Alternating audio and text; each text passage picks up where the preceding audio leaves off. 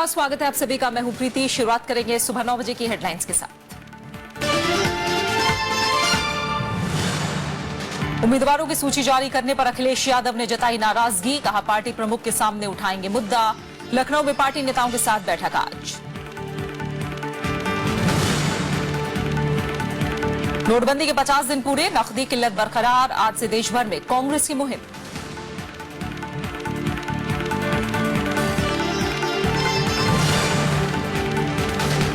नकदी संकट से जूझ रहे कर्जदारों को आरबीआई ने दी राहत। 30 दिन बढ़ी घर, कार, कृषि समेत कई तरह के कर्ज चुकाने की मोहलत।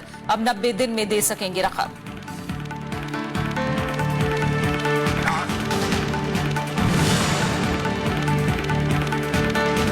चुनाव आयोग की कई राज्यों के मुख्य सचिवों को चिट्ठी। कार्यक्रम का ऐलान होते ही आदर्श चुनाव संहिता करें लागू। महाराष्ट्र बीजेपी अध्यक्ष पर एफआईआर का आदेश।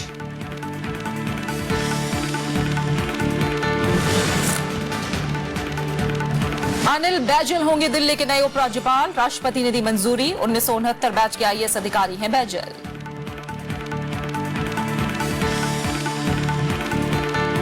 समाजवादी पार्टी के उम्मीदवारों की पहली लिस्ट में करीबियों को जगह नहीं मिलने के बाद मुख्यमंत्री अखिलेश यादव ने नाराजगी जताई है। उन्होंने कहा कि वो पार्टी प्रमुख के सामने ये मुद्दा उठाएंगे। इस बीच लखनऊ में उन्होंने आज पार्टी नेताओं की बैठक बुलाई है। समाजवादी पार्टी में पारिवारिक कलह फिर खुलकर सामने आ सकती है।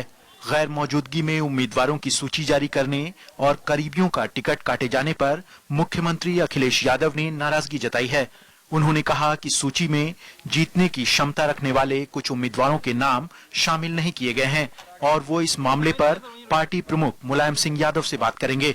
उन्होंने ये भी कहा कि कुछ ने बहुत अच्छा काम किया है और उन्हें टिकट दिया जाना चाहिए था। जिनको मैं समझता था जो जीत सकते हैं, मैंने भी एक सूची राष्ट्रीय अध्यक्ष जी को दी थी।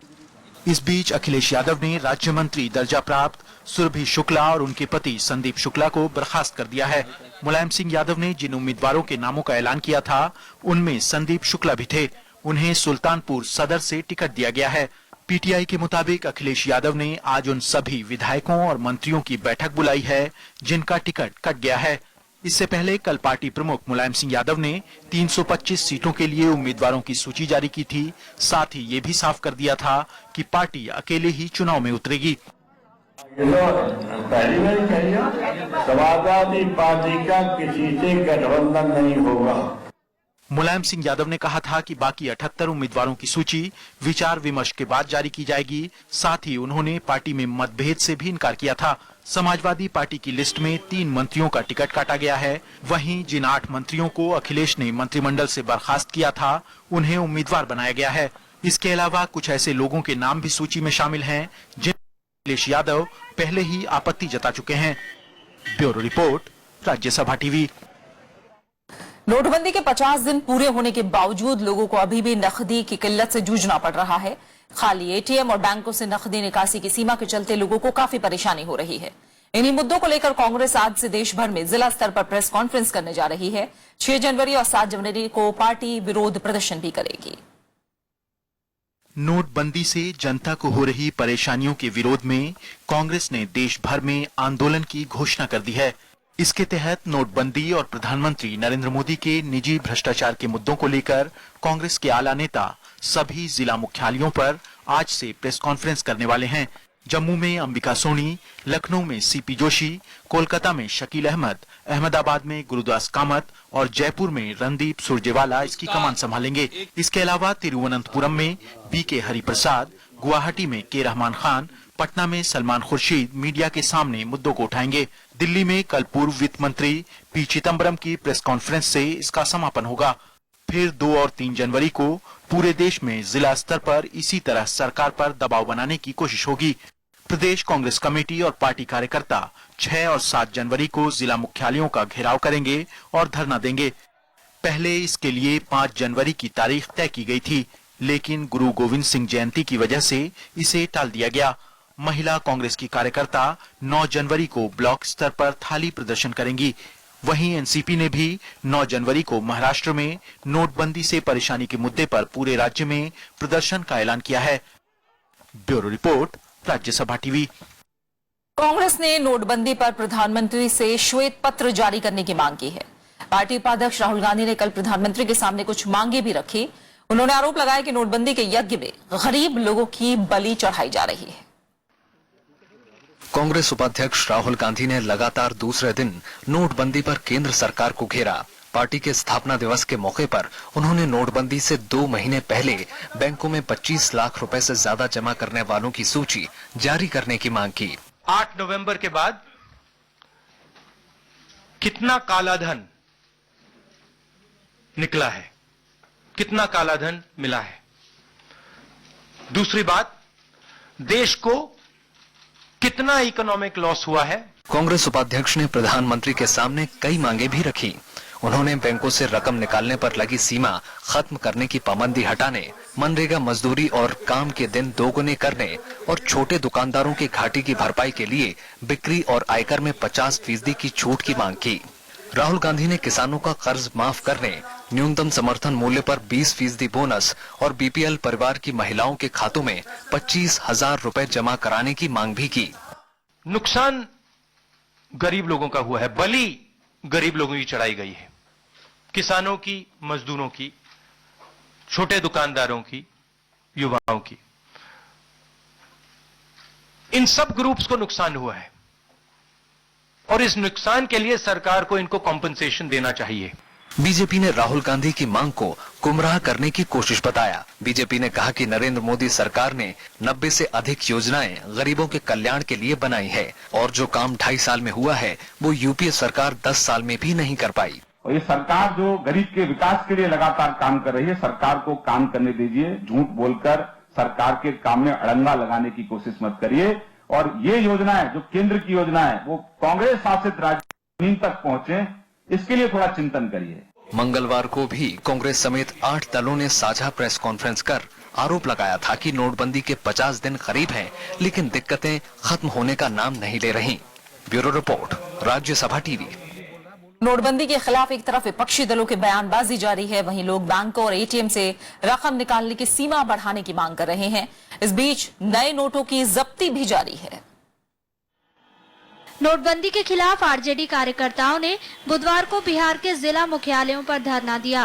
पार्टी अध्यक्ष लालू प्रसाद यादव ने आरोप लगाया कि नोटबंदी कर गरीब जनता को ठगा गया है और बेरोजगारी बढ़ गई है। जो फर्नीचर वाला ढोता है, ठेला ढोता है, ये कौन है? ये कौन लोग हैं? मोदी जी आप बताओ, ये बैठा हुआ है, कहाँ से कमाएगा? कहाँ से 28 रुपया किलो 2 किलो आटा खरीदना है? कैसे बाल बच्चा का परवरिश कर रहा है? समाजवादी पार्टी के अध्यक्ष मुलायम सिंह यादव ने कहा कि नोटबंदी के दर्द का जवाब जनता चुनाव में देगी। नोटबंदी का जवाब अब बहुत जल्दी मिल जाएगा और उत्तर प्रदेश के चुनाव में भी नोटबंदी का जवाब जनता दे देगी। अब नोटबंदी का जवाब हम नहीं देंगे, जनता देगी। इस बीच बैंकों और एटीएम के बाहर कतारें छोटी तो हो गई हैं, लेकिन लोगों की शिकायतें बरकरार हैं। लोगों की मांग है कि बैंक और एटीएम से निकासी की सीमा बढ़ाई जानी चाहिए। अगर लिमिट बढ़ाई जाए तो रस कम हो सकते हैं, क्योंकि डे टू डे लाइफ में आप देख सकते हो सर कि हमें पैसे अब हर दिन, हर दूसरे तीसरे दिन हमें निकालने पड़ते हैं। 2,500 जो लिमिट बना के रखे, अगर लिमिट हम बढ़ा दिए जाए, जैसे कि 10,000 भी लिमिट कर देते हैं, तो इतनी रशेज एटीएम पे बैंक में नहीं दिखेंगी। 50 डेज का टाइम मांगा था, लेकिन अभी भी देखिए लोगों को पैसा पूरा मिल नहीं पा रहा है। अभी मैं HDFC बैंक गया था, वहाँ पर तो पैसा आया ही नहीं, तो अभी भी लोग परेशान है। तो क्या किया जा सकता है? किसको ब्लेम, किसको दें? ये लोग कैश प्रॉपर्ली नहीं देते। ये सिर्फ 10,000 पे 13,000। मैं खुद 3 बैंक से होकर आ चुका हूँ, ये मेरी तीसरी बैंक है। मैं राजेंद्र प्लेस हुआ है, पटेल नगर हुआ है, वहाँ भी मेरे को कैश नहीं मिला। अभी तीसरी बैंक है मेरे लिए। उधर प्रवर्तन निदेशालय ने कोटक महिंद्रा बैंक की केजी मार्ग शाखा के मैनेजर आशीष कुमार को गिरफ्तार किया है। एजेंसी का आरोप है कि मैनेजर की मदद से 9 फर्जी खाते खोलकर इनमें 34 करोड़ रुपए जमा किए गए। मुंबई एयरपोर्ट से 69 लाख जब्त किए गए। इसमें 25 लाख रुपए के नए नोट हैं। कस्टम अधिकारियों ने 4 लोगों को गिरफ्तार भी किया है। अनु दीवान, राज्यसभा टीवी। नोटबंदी से परेशान लोगों को रिजर्व बैंक ने बड़ी राहत दी है। अब 1 करोड़ रुपए तक का लोन चुकाने के लिए 90 दिनों की मोहलत मिल गई है।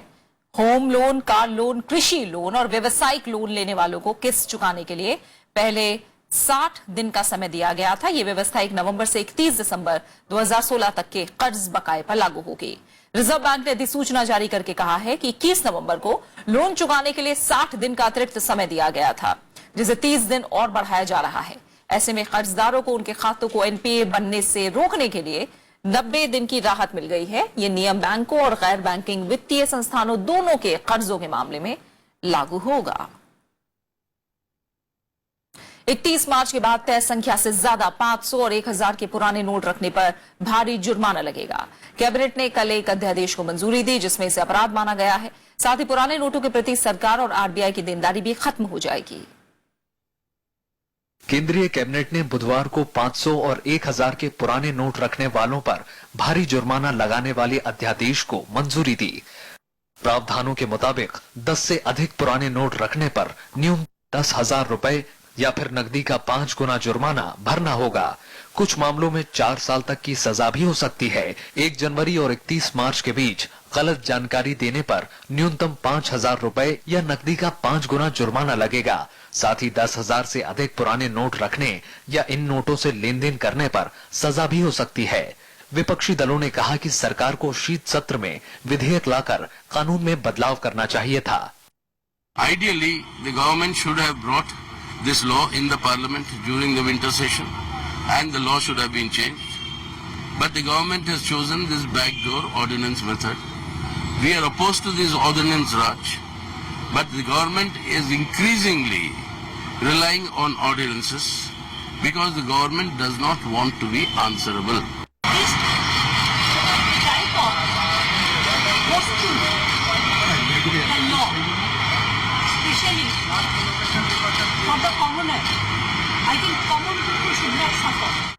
पुराने नोट 30 दिसंबर तक ही बैंकों में जमा होंगे।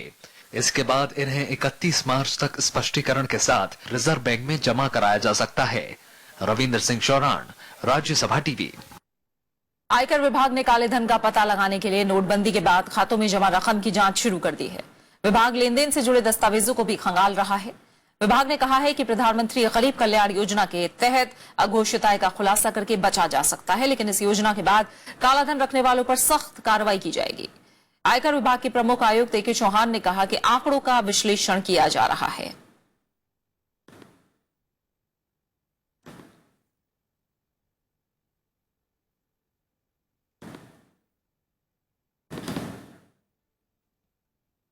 नोटबंदी के 50 दिन बाद भी लोगों को नकदी की किल्लत से राहत नहीं मिल पाई है। कैश हासिल करने के लिए जगह जगह लोगों को एटीएम मशीनों के बाहर घंटों अपनी बारी का इंतजार करना पड़ रहा है, लेकिन नकदी की कमी की वजह से एटीएम मशीनें लोगों की जरूरतों को पूरा नहीं कर पा रही हैं। लोगों में बैंकिंग व्यवस्था को लेकर नाराजगी भी है। ये है अहमदाबाद का सरखेज गांधीनगर इलाका। नोटबंदी के 50 दिन पूरे होने के बाद भी यहाँ हालात पूरी तरह सामान्य नहीं हैं। कॉर्पोरेट ऑफिसों वाले इस इलाके में ज्यादातर एटीएम पर 24 घंटे सेवा देने की बात लिखी है, लेकिन स्थानीय लोगों की शिकायत है कि चंद घंटे में ही पैसा खत्म हो जाता है या फिर मशीन जवाब दे देती है। बैंकिंग व्यवस्था से भी लोगों को खासी नाराजगी है। जो सिस्टम उन्होंने बनाया वो सिस्टम नीचे फ्लो फॉलो नहीं हो रहा है। जैसे बैंक में बोला गया अभी 24,000 का लिमिट है, 24,000 दिया जाएगा। आप चांदखेड़ा की ब्रांच में चले जाओ, आपकी होम ब्रांच में चले जाओ, वो आपको 5,000 देगा। दूसरी ब्रांच में चले जाओ, वो 10,000 देगा। तो ये क्या होगा? वहीं चंडीगढ़ के सेक्टर 17 के कुछ एटीएम में पैसा तो है, लेकिन इतना नहीं कि सबको मिल जाए। लोगों का कहना है कि घंटों लाइन में लगने के बाद भी पैसा नहीं मिल पा रहा है। 2000 का नोट जो है कि ये इसको चलाने में दिक्कत परेशानी हो रही है, बस ये मुश्किल ज्यादा हो रही है। वैसे नोट तो मिल रहे हैं, चल रही है, गुजारा हो रहा है। कुछ ऐसा ही हाल पंजाब के फजिल्का का भी है। फिल्म प्रेमियों से गुलजार रहने वाले यहाँ के सिनेमा हॉल सूने पड़े हैं, जबकि हर वक्त चलने वाली ये फैक्ट्री इन दिनों शांत है। ऐसे में लोग जल्द से जल्द हालात पूरी तरह सामान्य होने की उम्मीद लगाए हैं। Bureau report, Rajya Sabha TV. आप बने रहे हमारे साथ, लौट रहे हैं एक छोटे से ब्रेक के बाद।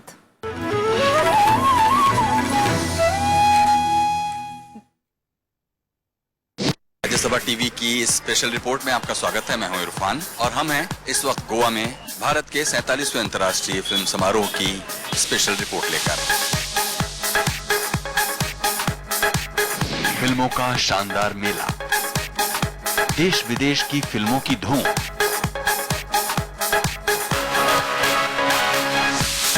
देखिए भारत के 47वें अंतर्राष्ट्रीय फिल्म महोत्सव पर हमारी खास पेशकश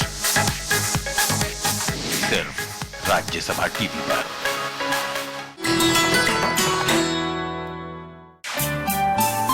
सरोजनी नायडू स्वतंत्रता सेनानी, कवयित्री और वक्ता, कांग्रेस की अध्यक्ष निर्वाचित होने वाली पहली भारतीय महिला सरोजनी ने 13 साल की उम्र में रची थी पहली कविता।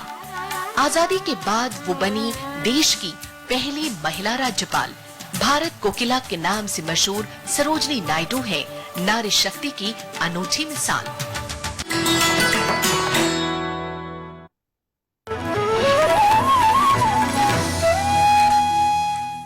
अगले साल की शुरुआत में होने वाले चुनाव के मद्देनजर चुनाव आयोग ने राज्यों और केंद्र सरकार को तैयार रहने के लिए कहा है।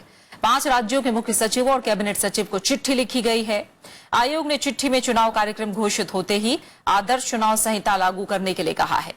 दिशा निर्देशों के मुताबिक सिर्फ चुनाव के काम में लगे अफसरों को ही सरकारी वाहनों के इस्तेमाल की छूट मिलेगी। राज्य सरकारें सरकारी खजाने से अखबारों, टीवी, रेडियो या किसी भी प्रचार माध्यम से अपनी उपलब्धियों का विज्ञापन नहीं करा सकेंगी। राज्य सरकार की वेबसाइटों से राजनीतिक पदाधिकारियों की तस्वीरों को भी हटाना पड़ेगा। अगले साल उत्तर प्रदेश, पंजाब, उत्तराखंड, गोवा और मणिपुर में विधानसभा चुनाव होने हैं। महाराष्ट्र चुनाव आयोग ने बीजेपी के प्रदेश अध्यक्ष राव साहेब दानवे के खिलाफ एफआईआर दर्ज करने का आदेश दिया है। चुनाव आचार संहिता का उल्लंघन करने के आरोप में आयोग ने औरंगाबाद के जिलाधिकारी को यह कार्रवाई करने के लिए कहा है। दानवे ने नगर परिषद चुनाव से पहले औरंगाबाद जिले के पैठान में एक चुनावी रैली के दौरान विवादास्पद बयान दिया था। 17 दिसंबर को हुई इस रैली में दानवे ने मतदाताओं से वोटिंग से पहले लक्ष्मी स्वीकारने के लिए कहा था। इस बयान को लेकर कांग्रेस और आम आदमी पार्टी ने चुनाव आयोग से दानवे के खिलाफ कार्रवाई की मांग की थी। इससे पहले आयोग ने दानवे को कारण बताओ नोटिस भी जारी किया था। हालांकि दानवे का कहना है कि लक्ष्मी से उनका मतलब पैसों से नहीं था। पूर्व केंद्रीय गृह सचिव अनिल बैजल को दिल्ली का नया उपराज्यपाल नियुक्त किया गया है। राष्ट्रपति प्रणब मुखर्जी ने बैजल के नाम पर मुहर लगा दी है। अनिल बैजल 1969 बैच के आईएएस अधिकारी हैं और पूर्व प्रधानमंत्री अटल बिहारी वाजपेयी की सरकार में गृह सचिव थे। बैजल 2006 में शहरी विकास मंत्रालय के सचिव पद से रिटायर हुए थे। इससे पहले बैजल का नाम तब सुर्खियों में आया था जब उन्हें जम्मू कश्मीर के राज्यपाल बनाने की बात चली थी। अनिल बैजल दिल्ली विकास प्राधिकरण के उप सचिव पद पर रह चुके हैं।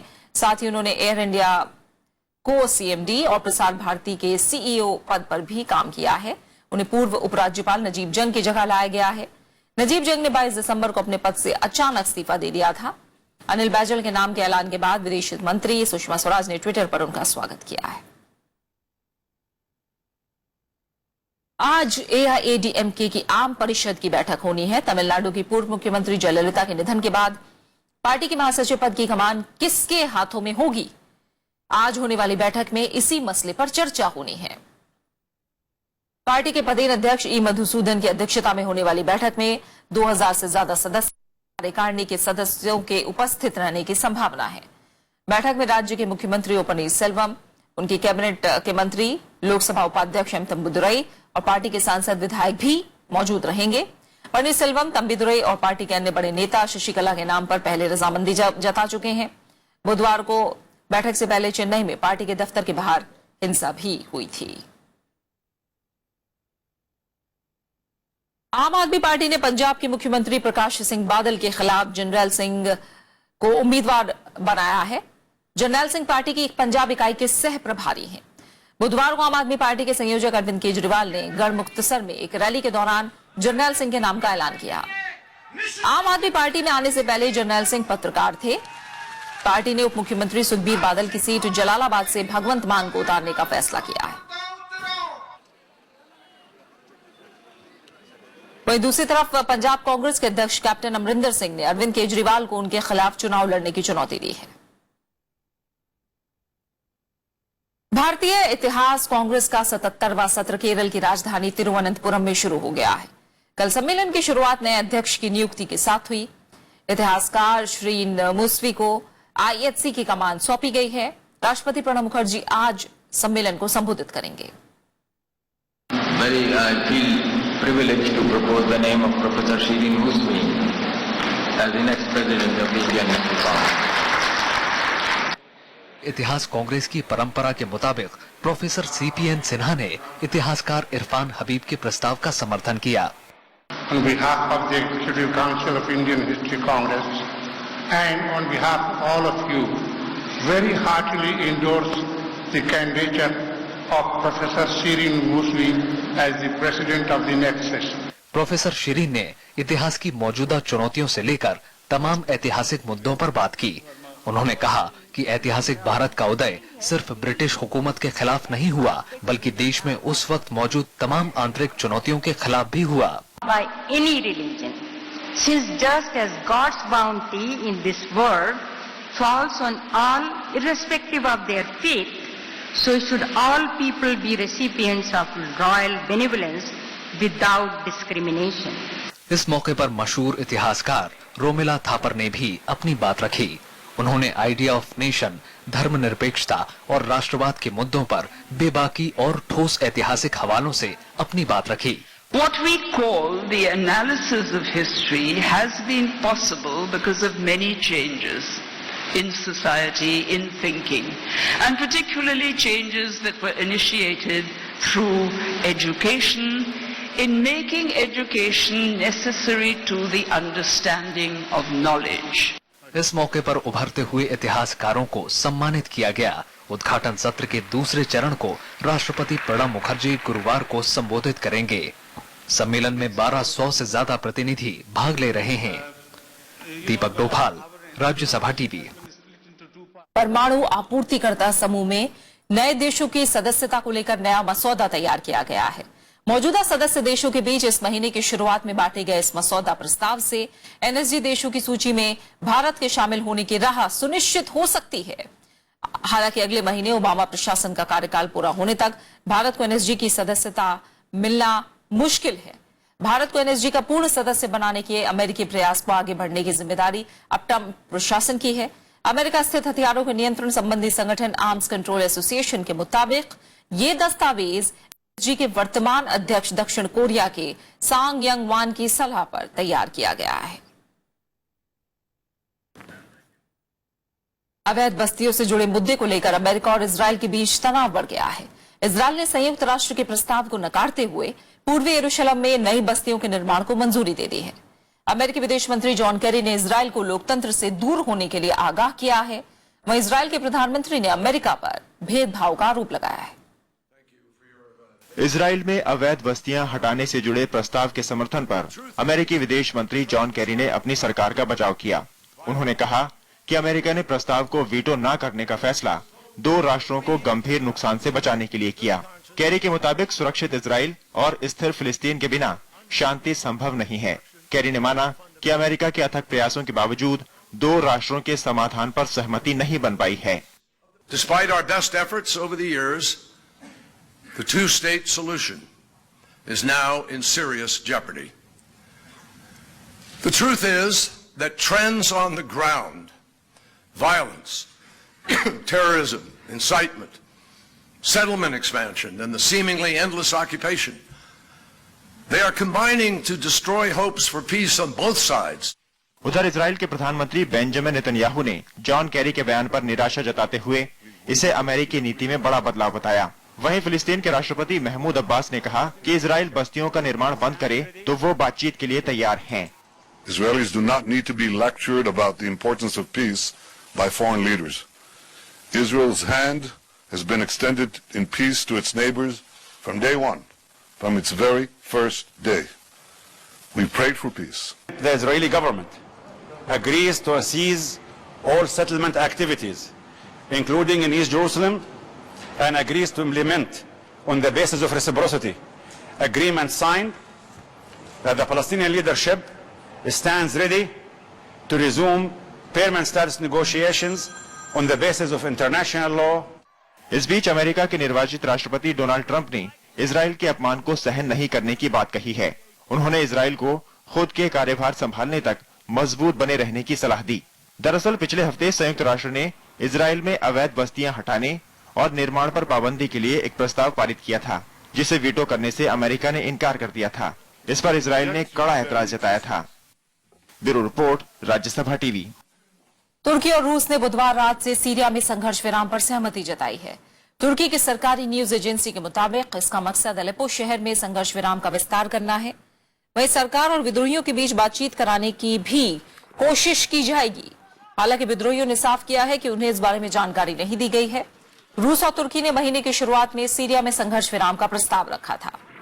तुर्की सीरिया के राष्ट्रपति को अपदस्थ करना चाहता है, जिन्हें रूस और ईरान का समर्थन हासिल है। हालांकि हाल ही में सीरिया में खून खराबे के मद्देनजर दोनों पक्षों ने शांति कायम करने पर जोर दिया है। बात खास शख्सियत की। हिंदी फिल्मों के पहले सुपरस्टार राजेश खन्ना की आज जयंती है। राजेश खन्ना एक ऐसे कलाकार थे जिन्होंने अपने अभिनय से जनता का ही नहीं बल्कि आलोचकों का भी दिल जीता। आइए याद करते हैं राजेश खन्ना को। जाते खूबसूरत आवारा सड़कों पे कभी कभी इत्तेफाक से। राजेश खन्ना के सदाबहार स्टाइल और अंदाज के पीछे एक मंझा कलाकार छिपा था। बाबू मोशाय, आज तक किसी ने अपनी मौत नहीं देखी, लेकिन मैं वो अभागा हूँ जो हर रोज हर पल अपनी मौत देख रहा है। फिल्म नौकर, इत्तेफाक, अमर प्रेम और आनंद जैसी फिल्मों में उन्होंने लीक से हटकर रोल किए।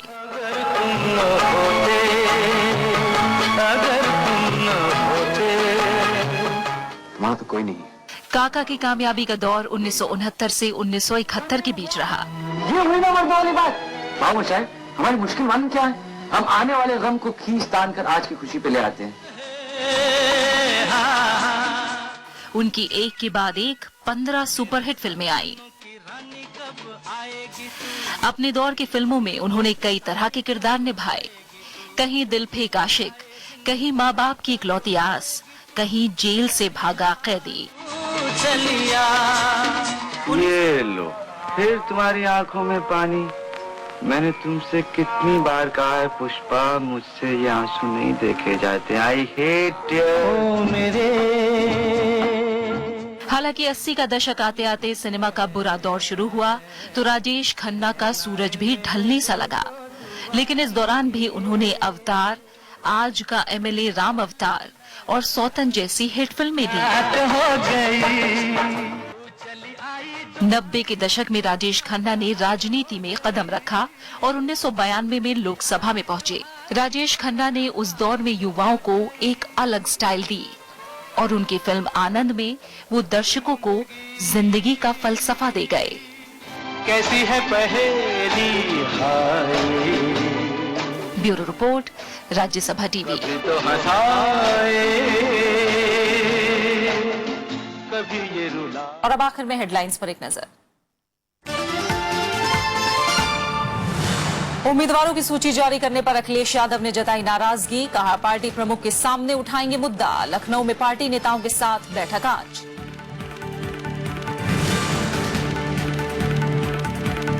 नोटबंदी के 50 दिन पूरे, नकदी की किल्लत बरकरार। आज से देश भर में कांग्रेस की मुहिम।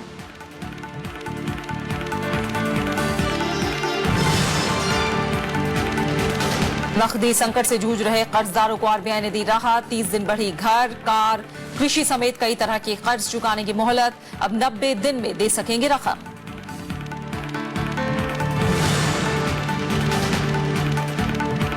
चुनाव आयोग की कई राज्यों के मुख्य सचिवों को चिट्ठी। कार्यक्रम का ऐलान होते ही आदर्श चुनाव संहिता करें लागू।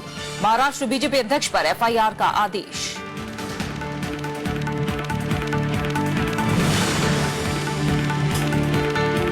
अनिल बैजल होंगे दिल्ली के नए उपराज्यपाल। राष्ट्रपति ने दी मंजूरी। 1969 बैच के आईएएस अधिकारी हैं बैजल।